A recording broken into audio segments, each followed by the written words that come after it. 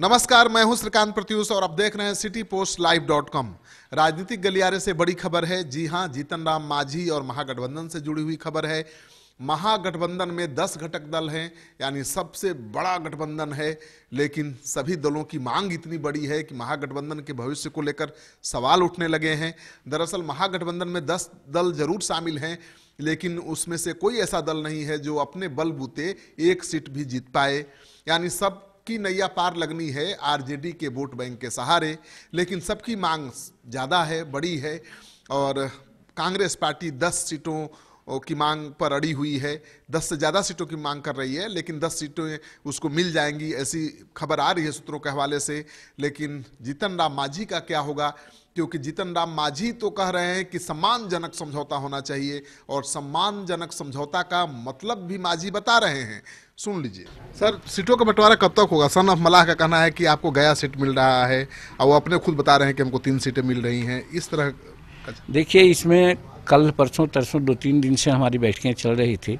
बैठकों में ये बात सामने छन के आई है कि हमारे जितने भी साथी, चाहे कोर कमेटी के हों, चाहे जिला अध्यक्ष हों, या जिला प्रभारी हों, या फिर नेशनल काउंसिल के लोग हों, एग्जीक्यूटिव के लोग हों, सब लोगों ने एक बात पर बहुत रोष जाहिर किया है और निराशा जाहिर किया है कि ये बार बार अखबारों में बात आती है कि हिंदुस्तानी अवाम मोर्चा सेकुलर को 1 सीट मिलेगा।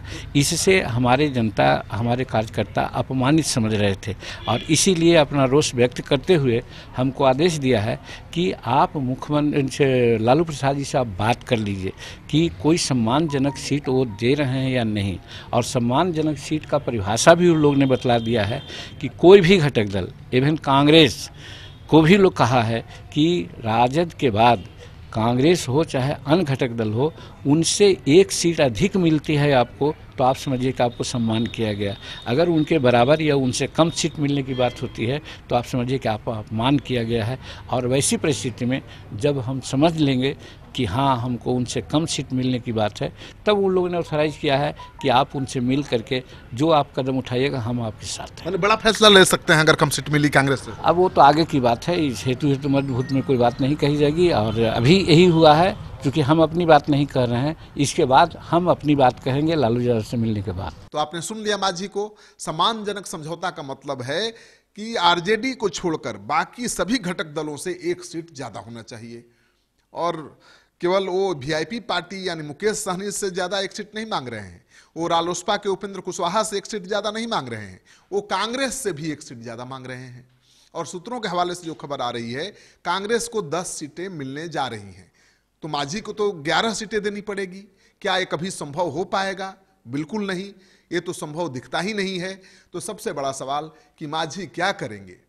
क्या मांझी एनडीए की तरफ जाएंगे? उधर भी रास्ता बचा नहीं है, क्योंकि एनडीए के 20 सीटों का बंटवारा हो चुका है। 17 सीटों पर बीजेपी जेडीयू चुनाव लड़ रही हैं, और 6 सीटें जो बची हैं वो एलजेपी के खाते में गई हैं। तो अब एनडीए के पास भी कुछ देने के लिए है नहीं मांझी को, और ऐसे में मांझी के पास एक ही रास्ता है कि जो महागठबंधन में मिले उसे स्वीकार करें सहजता के साथ, नहीं तो अकेले मैदान में उतरें।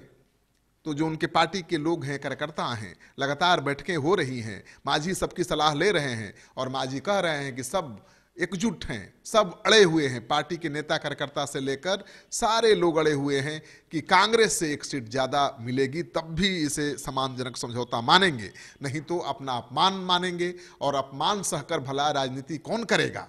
तो जीतन राम मांझी तो अकेले चुनाव मैदान में उतरने का संकेत दे रहे हैं। उनके पार्टी के सूत्र ये भी बता रहे हैं कि 20 सीटों पर जीतन राम मांझी अकेले चुनाव मैदान में उतर सकते हैं। मांझी चुनाव मैदान में तो 40 सीट पर उतर सकते हैं, लेकिन कितनी सीटें मांझी अकेले अपने दम पर जीतेंगे, ये सबसे बड़ा सवाल है। मांझी महागठबंधन में रहते हुए महागठबंधन को ज्यादा से ज्यादा सीट जीतने में सफलता दिला सकते हैं, इसमें कोई शक की गुंजाइश नहीं है, क्योंकि दलितों के बड़े नेता हैं। लेकिन क्या मांझी दलित वोट बैंक के सहारे 20 सीटों पर चुनाव जीत सकते हैं?